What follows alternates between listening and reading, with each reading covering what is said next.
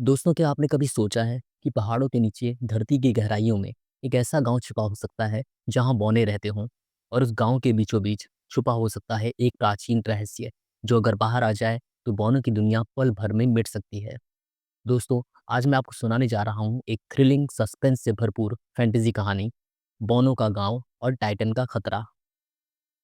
पहाड़ों के बीच बादलों से ढकी हुई एक गुप्त घाटी में बसा था बौनों का गांव।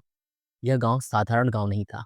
यहाँ के बौने स्टील, पीतल, सोना और भाप से चलने वाली मशीनें बनाते थे। गली गली में गियरों की खटखट, भाप की सीटी और औजारों की चमक और आवाज गूंजती रहती थी। इन बौनों में सबसे अलग था रेगनार।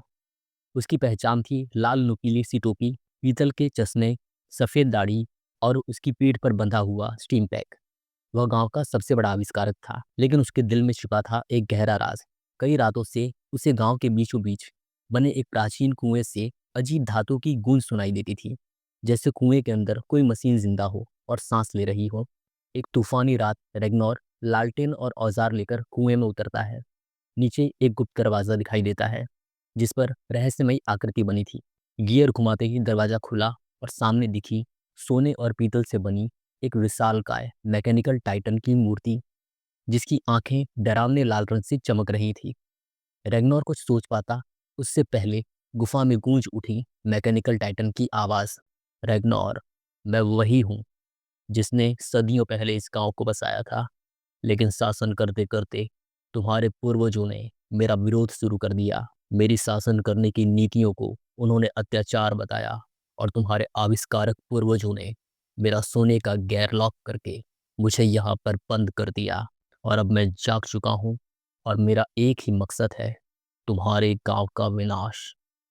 अचानक गुफा हिलने लगी, टाइटन के गियर घूमने लगे और उसके चेस्ट से निकली एक लाल भयानक लेजर बीम, जिसने पूरी चट्टान को जला दिया।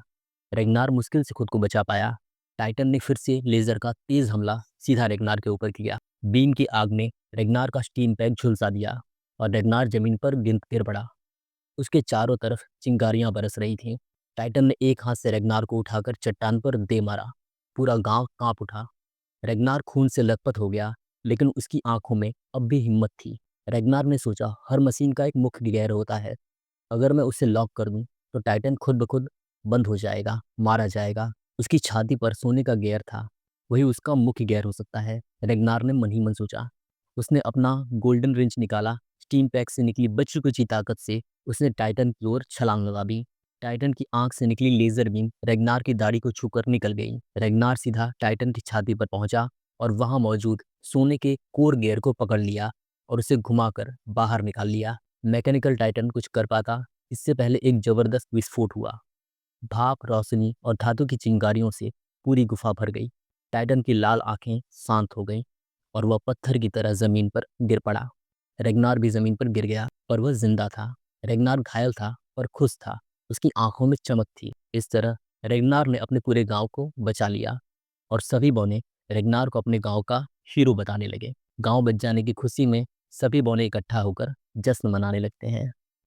एक महीने बाद एक शैतानी आंखों वाला बौना जिसका नाम था सारोकी, वो कुएं में उतरता है। धीरे धीरे वह मैकेनिकल टाइटन के पास पहुंचता है। उसके हाथ में मैकेनिकल टाइटन का सोने का गियर था जो उसने रेगनार के घर से चुराया था। सारोकी मन ही मन कहता है, कहानी अभी बाकी है। असली ताकत मुझे मिलेगी और मैं इस गांव पर शासन करूंगा। दोस्तों, आज की कहानी यहाँ पर खत्म होती है। अगली बार फिर मिलेंगे एक नई कहानी के साथ। प्लीज़ कमेंट बॉक्स में बताइएगा कि आपको हमारी कहानी कैसी लगी। और नई नई कहानियाँ सुनने के लिए प्लीज़ हमारे चैनल को लाइक करें, सब्सक्राइब करें और ज़्यादा से ज़्यादा शेयर करें। Goodbye and take care.